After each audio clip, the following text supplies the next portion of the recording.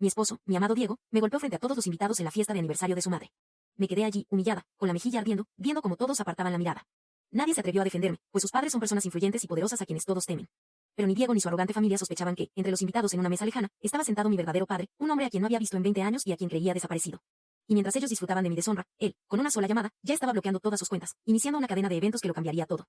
Recuerdo perfectamente cómo elegí con cuidado el vestido para el aniversario de mi suegra, doña Leticia, de seda, color azul cielo. Caía suavemente sobre mi cuerpo, resaltando mi juventud. Quería lucir impecable, no por mí, sino por ellos, por esa familia en la que tanto intenté encajar durante los últimos 2 años. Mi esposo Diego, al verme, suspiró con admiración. De Elena, estás hermosa. Mi madre quedará encantada. Me abrazó, pero en sus ojos vi una sombra de inquietud. Él, al igual que yo, siempre se ponía nervioso antes de encontrarse con sus padres. Don Rodrigo y doña Leticia eran personas de la vieja guardia, exitosos, ricos y extremadamente exigentes, especialmente con su único hijo y sus elecciones. Para ellos, yo solo era una chica sencilla, una huérfana criada por una madre que trabajaba como costurera.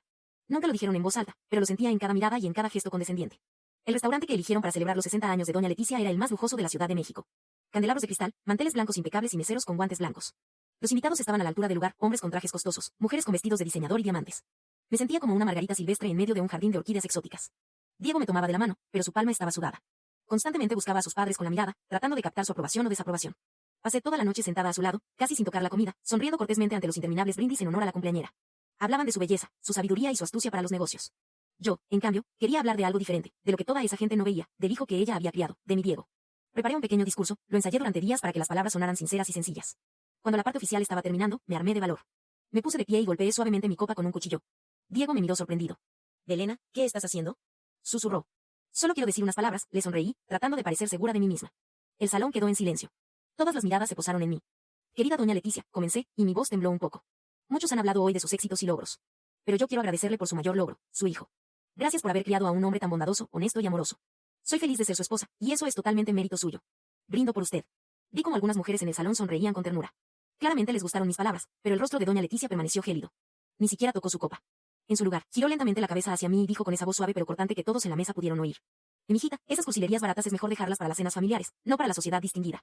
No hay necesidad de aburrir a nuestros invitados con tus discursos infantiles». Mi rostro se encendió como si me hubieran arrojado agua hirviendo. Sentí que las lágrimas picaban en mis ojos. Diego me tiró del brazo. «Y siéntate, Elena. Por favor, siéntate», masculló entre dientes. Pero yo no podía. La humillación era demasiado fuerte. «Yo, solo quería decirlo de corazón», balbuceé, mirando a mi suegra. «Tu corazón no le interesa a nadie aquí», sentenció ella. En ese momento, Diego se puso de pie bruscamente. Lo miré con esperanza, pensando que finalmente me defendería. Pero él no me miraba a mí, sino a su padre, don Rodrigo, quien le lanzó una mirada pesada y llena de decepción. En los ojos de Diego vi miedo. Miedo a su padre, miedo a decepcionar a su madre, miedo a que yo lo hubiera arruinado todo. Se giró hacia mí. Su rostro estaba desfigurado por la rabia. «Te pedí que te quedaras callada. Solo tenías que sonreír y no decir nada. ¿Por qué nunca me escuchas?», siseó. Y antes de que pudiera responder, su mano cruzó el aire. El sonido de la bofetada me pareció más fuerte que la música. Un dolor agudo me atravesó la mejilla, pero el dolor interno era mucho peor. El mundo a mi alrededor se detuvo por un instante. La música cesó, las conversaciones se cortaron. Yo estaba allí, en medio del enorme salón, con cientos de ojos puestos en mí. En mi mejilla ardía la marca roja de la mano de mi esposo, pero nadie dijo una palabra. La gente apartaba la mirada, fingiendo estudiar los bordados de los manteles o acomodando los cubiertos. Tenían miedo, miedo de arruinar su relación con una familia tan poderosa. Doña Leticia bebió de su champaña con una sonrisa satisfecha. Don Rodrigo asintió a su hijo, como aprobando su acción. Y Diego me miraba con una frialdad absoluta, como si yo fuera una extraña que solo le causaba problemas. Mi corazón se rompió. Comprendí que estaba sola, completamente sola contra todos ellos. Recorrí el salón con la mirada, lleno de rostros indiferentes y cobardes. Y de repente, mi vista se detuvo en un hombre sentado en la mesa más lejana, en las sombras. Él era el único que no había apartado la mirada. Me miraba fijamente. Su rostro me resultaba desconocido, pero algo en su expresión, un dolor antiguo y una chispa de reconocimiento, me atravesó el alma. No parecía indignado ni escandalizado. Parecía decidido. Mientras lo observaba, incapaz de apartar la vista, él, con calma y sin un solo movimiento innecesario, sacó un teléfono del bolsillo de su saco y, sin dejar de mirarme, comenzó a teclear algo rápidamente. Me di la vuelta y caminé. No corrí, no grité, simplemente caminé hacia la salida, sintiendo cientos de miradas en mi espalda. Cada paso me costaba, como si caminara por un pantano. El vestido de seda que hace una hora me parecía elegante, ahora se sentía ajeno y fuera de lugar. «Elena, detente». «¿A dónde vas?», gritó la voz de Diego a mis espaldas. Me alcanzó cerca de las puertas y me sujetó del codo. Sus dedos se cerraron con fuerza, como una prensa. «¿Qué te pasa?». «Regresa a la mesa y pídele perdón a mi madre». «No hagas un espectáculo», me susurró al oído. Giré la cabeza lentamente y lo miré a los ojos. En ellos no había arrepentimiento ni compasión, solo ira y temor hacia sus padres. Silenciosamente, liberé mi brazo de su agarre. «Nunca vuelvas a tocarme», dije en voz baja, pero con la firmeza suficiente para que me oyera. Luego, empujé la pesada puerta de madera y salí a la fría oscuridad de la noche. El aire nocturno quemó mis hombros descubiertos y mi rostro empapado en lágrimas. Caminé por las calles desiertas, sin saber a dónde ir. No tenía dinero ni teléfono, todo se había quedado en mi pequeño bolso sobre la silla del restaurante. No tenía a dónde ir. Mi madre había muerto hacía 5 años y, aparte de ella, no tenía a nadie. ¿Amigas? Sí, las tenía, pero no quería presentarme ante ellas en ese estado a mitad de la noche para contar mi humillante historia. Las lágrimas corrían por mis mejillas, mezclándose con los restos de maquillaje. Recordé nuestros primeros días con Diego. Parecía tan atento, tan cuidadoso. Me regalaba flores, me llevaba al cine, prometía protegerme siempre. ¿Dónde estaba ese hombre ahora? ¿Acaso nunca existió? ¿Había vivido todo este tiempo en un mundo imaginario al lado de un hombre que no me amaba a mí, sino a la imagen dócil y sumisa que sus padres aprobaban? El frío me calaba hasta los huesos. Me abracé a mí misma, tratando de entrar en calor, y solo entonces me di cuenta de cuánto estaba temblando. De repente, un auto oscuro y lujoso se detuvo suavemente a mi lado. El cristal bajó y vi al mismo hombre de la mesa lejana. Señorita, necesita ayuda. Suba, se va a congelar, dijo con una voz profunda y calmada. Retrocedí asustada. No tenga miedo, vi lo que pasó. No le haré daño, añadió. Algo en su voz me inspiró una confianza inexplicable. Bajó del auto, se quitó su abrigo de lana fina y lo puso sobre mis hombros. La tela olía a un perfume costoso y a algo extrañamente familiar. Me llamo Mateo. Permítame llevarla a un lugar cálido para que tome un té. Necesita recuperarse. Vacilé solo un instante. Quedarme en la calle era insoportable. Asentí en silencio y subí al asiento del copiloto. Dentro del auto el ambiente era cálido y tranquilo. Mateo conducía de manera fluida y segura, sin hacer preguntas innecesarias. Nos detuvimos en una pequeña cafetería acogedora en las afueras de la ciudad que, para mi sorpresa, aún estaba abierta. Nos sentamos en una mesa junto a la ventana. Pidió un chocolate caliente y un postre. Yo calentaba mis dedos entumecidos contra la taza caliente. Me llamo Elena, logré decir finalmente. Lo sé, respondió Mateo en un susurro. Me miraba con una intensidad y una melancolía que me inquietaron. ¿De dónde me conoce? ¿Nos hemos visto antes? Pregunté. Él negó con la cabeza. No, pero conocí a tu madre, Rosa. Me quedé sin aliento. Nadie la llamaba así, para todos era simplemente Doña Rosa. Fuimos muy cercanos hace muchos años, continuó, y su voz se quebró un poco. Metió la mano en su bolsillo interior y sacó una billetera vieja y desgastada. De ella extrajo una pequeña fotografía descolorida y la puso sobre la mesa. En la imagen aparecía una mujer muy joven y risueña con dos trenzas. Era mi madre. Y a su lado estaba un hombre joven abrazándola por los hombros. Un hombre con los mismos ojos que el que estaba sentado frente a mí. Debí haberte buscado antes. Elena, perdóname, dijo. Y entonces lo comprendí todo. El aire se quedó atrapado en mis pulmones. Usted, susurré, sin poder creer mis propias palabras, usted es mi padre. En ese mismo momento, en el lujoso restaurante, la fiesta llegaba a su fin. Los invitados se marchaban, deshaciéndose en agradecimientos hacia la cumpleañera. Don Rodrigo, satisfecho y autoritario, llamó al mesero para pagar la cuenta. La noche había sido un éxito. El pequeño incidente con la nuera había sido manejado con maestría. Su hijo había sido puesto en su lugar y la autoridad familiar estaba más fuerte que nunca. Con aire de importancia, le entregó al mesero su tarjeta de crédito platino. Un minuto después, el empleado regresó con el rostro desencajado. Mil disculpas, don Rodrigo, pero su tarjeta fue rechazada. Fondos insuficientes. Don Rodrigo frunció el ceño. ¿Cómo que insuficientes? Eso es imposible. Inténtelo de nuevo o use esta otra. Le entregó una tarjeta dorada. Tras un par de minutos, el mesero regresó con la misma respuesta. El rostro de don Rodrigo comenzó a enrojecerse. Los invitados que aún no se habían ido observaban la escena con curiosidad. Sacó una tercera tarjeta, luego una cuarta. Rechazada. Rechazada. Rechazada. En todas sus cuentas, donde deberían haber existido millones, de repente no había nada. El todopoderoso patriarca, el hombre que podía comprarlo todo, no podía pagar la cuenta de un restaurante. Doña Leticia miraba a su esposo con horror. Su rostro se puso blanco como el papel. Su mundo perfecto comenzaba a derrumbarse frente a todos. Mateo me miraba y en sus ojos se reflejaba un dolor de 20 años atrás. Asintió lentamente. El suelo bajo mis pies pareció tambalearse. Padre, una palabra que solo conocía por los relatos de mi madre. Ella decía que era un buen hombre, pero que habían tenido que separarse. Nunca entró en detalles y yo, siendo niña, no preguntaba, me bastaba con su amor. Y ahora este hombre estaba sentado frente a mí, vivo, real. Pero en lugar de alegría, sentí una ola de resentimiento, agudo e injusto. ¿Por qué? Exclamé. ¿Por qué se fue? ¿Por qué nos dejó? Mi madre nunca volvió a casarse. Dedicó toda su vida a mí. Trabajaba en 2 lugares para que no me faltara nada. ¿Y dónde estaba usted? Las lágrimas que había contenido toda la noche volvieron a brotar, pero esta vez no eran de humillación, sino de ira. Él no trató de justificarse. Simplemente esperó a que me desahogara, mirándome con una paciencia infinita. Y no me fui por gusto, Elena. Me obligaron a desaparecer, comenzó a decir en voz baja cuando me tranquilicé un poco. En aquellos años tenía un negocio. Era joven, ingenuo y me crucé en el camino de gente muy peligrosa. Un día vinieron y me pusieron condiciones, o desaparecía de la vida de tu madre y la tuya para siempre, sin decir una palabra, o ellos se encargarían de que ambas desaparecieran definitivamente. Me dieron 24 horas para salir del país. Elegí sus vidas. Mientras hablaba, vi cómo en su memoria cobraban vida escenas terribles del pasado. Traté de enviarle un mensaje a Rosa a través de conocidos, pero me traicionaron. Le dijeron que simplemente me había escapado con otra mujer y con dinero. Sé que ella no me creyó del todo, pero no podía probar nada. Me fui pensando que sería temporal, que en 1 año o 2 todo se calmaría y regresaría. Pero esa gente me tuvo bajo control durante mucho tiempo. Solo pude volver a México hace 3 años, cuando el jefe de ese grupo falleció. Todo este tiempo las busqué, me cambié el apellido para no llamar la atención. Encontré su antigua casa, pero los vecinos me dijeron que Rosa había muerto y que tú te habías casado y te habías ido. Nadie sabía a dónde. Su historia sonaba como el guión de una película dramática, pero al mirar sus ojos, supe que decía la verdad. Cada arruga en su rostro narraba años de dolor. ¿Cómo terminó en ese restaurante? Pregunté en un susurro. Pura casualidad, que ahora me parece un regalo del destino, esbozó una sonrisa amarga. Estaba en una reunión de negocios en el salón de al lado. Cuando terminó, me disponía a irme, pero escuché que anunciaban el aniversario de Doña Leticia. El apellido de tu esposo me resultó familiar, lo había visto en círculos empresariales. Y luego te vi a ti. Eres idéntica a Rosa cuando era joven. No podía creerlo. Decidí quedarme y observar desde lejos. Pensaba acercarme después, cuando fuera oportuno, pero hizo una pausa y su rostro se volvió duro de nuevo, luego vi cómo ese muchacho te golpeó y cómo reaccionaron sus padres. En ese momento supe que no podía esperar más. En mi cabeza todo estaba revuelto. Un padre, gente peligrosa, 20 años de separación. Y entonces recordé la escena en el restaurante, el pánico en el rostro de don Rodrigo. Espere, dije con la voz temblorosa, esa llamada en el restaurante, las cuentas bloqueadas. ¿Fue usted? Mateo asintió con calma. Sí. Es lo mínimo que podía hacer. ¿Pero cómo? Ellos son muy influyentes. Lo tienen todo controlado, exclamé. La influencia es algo volátil, Elena respondió. Don Rodrigo construyó su imperio en los años 90 basándose en tratos turbios y métodos no muy limpios.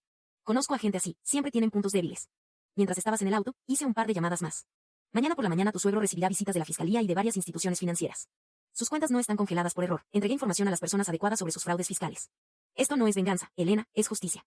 Un hombre que permite que se humille y se golpee a una mujer no merece ni riqueza ni poder. Me quedé atónita ante la magnitud de lo que estaba ocurriendo. Mi vida silenciosa y resignada, aunque no siempre feliz, se había derrumbado en una sola noche, y sobre sus escombros crecía algo nuevo, enorme y aún desconocido. Mientras tanto, el teléfono de Diego no paraba de sonar. Llamaba al banco, a sus asistentes, a conocidos en el gobierno, pero en todas partes se topaba con un muro de cortesía fría o ignorancia total. Don Rodrigo, pálido de rabia, caminaba de un lado a otro por el salón vacío como un león enjaulado. Estaba acostumbrado a resolver todo con una llamada, pero ahora su poderoso teléfono se había convertido en un trozo de plástico inútil. Es ella. Todo es por culpa de ella. Gritó de repente doña Leticia, señalando con un dedo tembloroso el lugar vacío donde yo había estado. Esa muerta de hambre trajo la desgracia a nuestra casa. Siempre supe que no estaba a nuestra altura. Diego, encuéntrala ahora mismo. Que nos diga quién está detrás de esto. Diego, aplastado por la ira de su padre y la histeria de su madre, marcó frenéticamente mi número. Pero mi bolso con el teléfono seguía bajo la mesa y solo escuchaba los tonos largos e indiferentes. Mateo pagó la cuenta y volvió a poner su abrigo sobre mis hombros. De Elena, necesitas un lugar donde pasar la noche. Esa casa ya no es tu hogar. Ven conmigo, estarás segura. Podrás descansar y pensar en todo. No voy a presionarte, la decisión de qué hacer a partir de ahora es solo tuya. Miré sus ojos, los ojos de mi padre. En ellos había un cuidado que me había faltado todos estos años. Supe que tenía razón. Jamás podría volver con Diego. Era el punto de no retorno. Está bien, dije suavemente. Vamos. Durante todo el camino permanecimos en silencio. Observaba las luces de la ciudad pasar por la ventana y trataba de asimilar que mi vida acababa de cambiar para siempre. Ya no era una huérfana solitaria ni la nuera despreciada de una familia rica pero ajena. Tenía un padre, fuerte, decidido y dispuesto a protegerme. Ese sentimiento de tener un apoyo bajo los pies era embriagador y aterrador al mismo tiempo. Llegamos a un edificio moderno en una zona exclusiva y subimos al último piso. Abrió la puerta de un departamento enorme con ventanales panorámicos que mostraban toda la ciudad. Siéntete como en casa, Elena. Porque así es. El departamento de Mateo parecía sacado de una revista de diseño. Estilo minimalista, muebles costosos, orden impecable. Pero no se sentía vivo, era más bien como una suite de hotel muy lujosa donde alguien solo llega a dormir. Me llevó a la habitación de invitados. Aquí puedes descansar. En el armario hay una bata nueva y pantuflas. En el baño tienes todo lo necesario. Mañana hablaremos, si quieres. Me hablaba con mucha delicadeza, como si temiera asustarme. Asentí. Cuando se fue, cerré la puerta y me apoyé contra ella. El agotamiento que no había sentido durante el estallido de emociones me golpeó de golpe. Me bañé, quitándome los restos de esa noche humillante, me puse la bata suave y me acosté en la enorme cama. Pero el sueño no llegaba. Las imágenes del día daban vueltas en mi cabeza, la sonrisa condescendiente de mi suegra, la furia de Diego, el sonido del golpe, los rostros indiferentes de los invitados. Y, finalmente, la mirada decidida del extraño que resultó ser mi padre. Por la mañana me despertó el aroma a café recién hecho.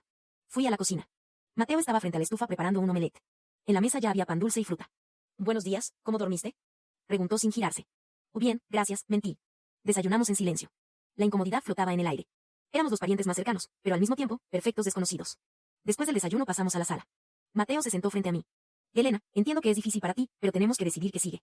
Tu esposo probablemente ya te está buscando y su familia no es de las que se rinde fácilmente. Lo primero es recoger tus cosas de esa casa. Me estremecí solo de pensar en volver a ver a Diego y sus padres. Y no quiero verlos. No puedo volver ahí, dije. No tendrás que hacerlo, respondió Mateo con calma. Yo me encargo. Mi gente irá, recogerá todo lo que te pertenece y lo traerá aquí. Solo necesito que hagas una lista de lo indispensable. Y otra cosa, necesitas un buen abogado para el divorcio. Ya hablé con el mejor especialista en derecho familiar de la ciudad. Todo sucedía tan rápido que apenas podía procesarlo. Ayer era una nuera dependiente y sin derechos, y hoy alguien resolvía todos mis problemas. ¿Por qué hace esto? Pregunté directamente. ¿Se siente culpable? Me miró largamente y luego suspiró con pesadez. Sí, Elena. Siento una culpa inmensa, abrumadora. Cada día de estos 20 años pensé en tu madre y en ti. Imaginaba cómo crecías, cómo ibas a la escuela, tu primer amor, y yo no estaba ahí. No puedo recuperar el pasado, pero puedo y quiero hacer todo para que tu futuro sea feliz y seguro. No te pido que me llames papá de inmediato ni que me abraces. Solo quiero que me permitas cuidarte, como debía haberlo hecho siempre. En su voz había un arrepentimiento tan sincero que el hielo en mi alma comenzó a derretirse un poco. Asentí lentamente. Mientras tanto, en la mansión de don Rodrigo reinaba el caos. Habían pasado la noche en intentos infructuosos por desbloquear las cuentas y contactar a sus conocidos influyentes. Pero todos los que ayer les rendían pleitesía, hoy no contestaban el teléfono o respondían con frialdad. Por la mañana, tal como predijo Mateo, llegó una delegación de la Oficina de Impuestos y la Policía Económica. Se llevaron documentos, computadoras y sellaron oficinas. El imperio que don Rodrigo construyó durante décadas se desmoronaba en cuestión de horas. Diego estaba desesperado. Se había pasado la noche pegado al teléfono esperando mi llamada, y por la mañana se enfrentó al colapso total de su mundo. Fue él, exclamó de pronto doña Leticia. El hombre de la mesa lejana. Lo recuerdo. Fue el único que no apartó la vista cuando pasó todo. Luego salió casi inmediatamente después de ella. ¿Quién es? Don Rodrigo hizo memoria. Y sí, había alguien ahí, alguien que no era de nuestro círculo. Me pregunté quién lo habría invitado. Creo que se llama Mateo, no recuerdo el apellido. Apareció hace poco en la ciudad, dicen que es un inversionista internacional muy importante. Diego se aferró a esa información. Buscó en su computadora todo lo que pudo encontrar sobre ese tal Mateo. Había poca información, pero era impactante, un inversionista de reputación impecable y con conexiones de muy alto nivel. ¿Pero qué tenía que ver conmigo? Diego repasó todo lo que yo le había contado sobre mi familia. Huérfana. Madre muerta. Nunca mencioné a mi padre, y entonces recordó un detalle. Cuando se casaron y revisaron sus documentos, en mi acta de nacimiento el espacio del padre estaba vacío, pero el apellido de mi madre era compuesto. Yo le había dicho que mi madre quería conservar el apellido del hombre que amó, aunque no estuviera presente. Corrió al despacho de su padre, buscó las copias de nuestros documentos y sacó mi acta. El apellido de mi madre figuraba como Vázquez Mateo. A Diego le recorrió un sudor frío. Volvió a la computadora y buscó el nombre completo del inversionista que acababa de descubrir, Mateo Vázquez. Todo encajaba. Papá, mamá, ya sé quién es. Y gritó entrando a la sala donde sus padres discutían con los oficiales. Ese hombre es el padre de Elena. Su verdadero padre. Don Rodrigo y doña Leticia se miraron. Primero hubo incredulidad, luego comprensión y finalmente un terror absoluto. No habían humillado a una pobre huérfana, se habían metido con la hija de un hombre que, con un chasquido de dedos, podía borrarlos del mapa. Y ya lo estaba haciendo. Ese descubrimiento fue más aterrador que cualquier pérdida financiera. En ese momento, Diego sintió algo más que miedo. Recordó mi rostro cuando me golpeó, la expresión de dolor, sorpresa y una decepción profunda. Comprendió que no había perdido solo a una esposa que podía reemplazar. Había perdido a la única persona que lo amaba por quien era, no por el dinero o el estatus de su familia. Y él mismo, con sus propias manos, lo había destruido todo. Por primera vez en su vida, sintió un arrepentimiento real y amargo. Mientras los trabajadores contratados por Mateo subían con cuidado las cajas con mis cosas al departamento, yo estaba de pie frente al ventanal mirando la ciudad. Ya no me parecía ajena. Me sentía como si hubiera vivido 20 años en medio de la niebla y, por fin, ésta se hubiera disipado. Cada caja era una parte de mi vida pasada de la que ahora me separaba. Entre mis pertenencias estaba mi bolso, saqué el teléfono. Tenía decenas de llamadas perdidas y mensajes de Diego. Elena, ¿dónde estás? Por favor, responde. Tenemos que hablar. Te explicaré todo. Los borré sin interés y apagué el teléfono. No había nada que explicar. Mateo se acercó y puso una mano en mi hombro. ¿Todo bien? Preguntó suavemente. Me giré y, por primera vez en mucho tiempo, sonreí con sinceridad. Sí. Ahora todo estará bien. A mediodía, el intercomunicador sonó con insistencia. Mateo miró la pantalla. Su rostro no mostró ninguna emoción. Es él, Diego. Tú decides, Elena. ¿Quieres hablar con él o no? Respetaré cualquier decisión que tomes. Mi corazón se apretó por un segundo. Una parte de mí quería esconderse, pero otra parte, una nueva y más fuerte, sabía que debía cerrar esta historia yo misma. Hablaré con él, dije con firmeza, pero solo aquí, en su presencia. Mateo asintió y abrió la puerta. Un par de minutos después, Diego apareció en la entrada. No se parecía en nada al hombre arrogante y seguro de sí mismo con el que me casé. Su traje estaba arrugado, tenía ojeras profundas y el cabello revuelto. Se veía perdido. Su mirada saltó de mí a Mateo y de regreso. Y Elena, comenzó, y su voz se quebró. Intentó dar un paso hacia mí, pero Mateo le bloqueó el paso. Hable desde ahí, dijo mi padre con frialdad. Diego tragó saliva. Elena, perdóname. Yo, no sé qué me pasó. Fui un idiota, un cobarde. Toda mi vida tuve miedo de decepcionar a mis padres, miedo a su furia. Y esa noche me asusté. Pero lo que hice no tiene perdón. Cuando supe quién era este hombre, asintió hacia Mateo, lo entendí todo. Entendí el dolor que te causé. No te pido que vuelvas, sé que es imposible. Solo te pido perdón de todo corazón. Hablaba y vi lágrimas en sus ojos. Por primera vez en nuestra relación, vi lágrimas de arrepentimiento real. Mis padres, ellos también piden perdón. Están dispuestos a lo que sea para recuperar sus vidas, intervino Mateo con voz gélida. Diego bajó la cabeza. Sí, confesó con honestidad, pero yo no estoy aquí por eso. Estoy aquí por ti, Elena. Te perdí, y me lo merezco. Lo miré y no sentí odio, solo vacío y una pizca de lástima por el tiempo que desperdicié con alguien incapaz de defender su amor. Te creo cuando dices que lo sientes, Diego, dije con voz plana, pero el arrepentimiento no es suficiente. Me golpeaste frente a todos porque te asustaste de la mirada de tu padre. Permitiste que tu madre me pisoteara. No solo arruinaste mi noche, destruiste mi confianza para siempre. Mañana mismo presento la demanda de divorcio. Adiós. Me di la vuelta y entré a mi habitación, sin querer prolongar más la conversación. Escuché a Mateo decirle algo breve y tajante a Diego antes de que la puerta principal se cerrara. Cuando salí de nuevo, mi padre me esperaba en la sala. Simplemente se acercó y me abrazó con fuerza, como debió haberme abrazado todos esos años. Y lloré, pero fueron lágrimas de alivio, de liberación del pasado. Una semana después me reuní con el abogado. El divorcio fue rápido y sin complicaciones. Diego no se opuso a nada, firmó todos los papeles en silencio. Su familia lo perdió casi todo. Tuvieron que vender su mansión, los autos de lujo y despedir al personal. Don Rodrigo quedó bajo investigación judicial, aunque evitó la cárcel, su reputación quedó destruida. Se mudaron a un departamento común y Diego tuvo que buscar un trabajo ordinario para mantenerse a él y a sus padres. Nunca volví a interesarme por su destino. Era su vida y debían vivirla. La mía apenas comenzaba.